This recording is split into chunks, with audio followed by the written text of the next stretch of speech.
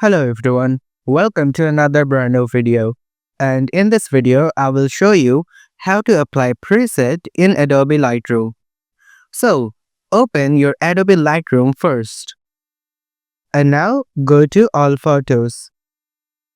Here, you will find all the photos that are added to your Adobe Lightroom gallery for you to edit. Select any one of them that you want to add a preset to, and here, on the bottom menu, you will see presets as a fourth option. Tap on that.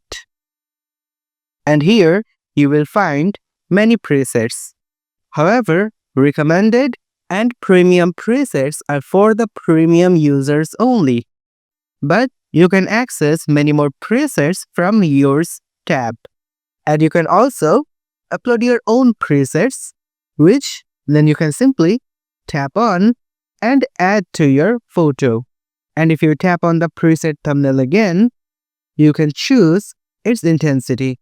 If you found this video helpful, please give it a thumbs up. If you have any questions, comment below and we'll be more than happy to answer it for you. And if you want to see us more on your For You page, subscribe to our channel.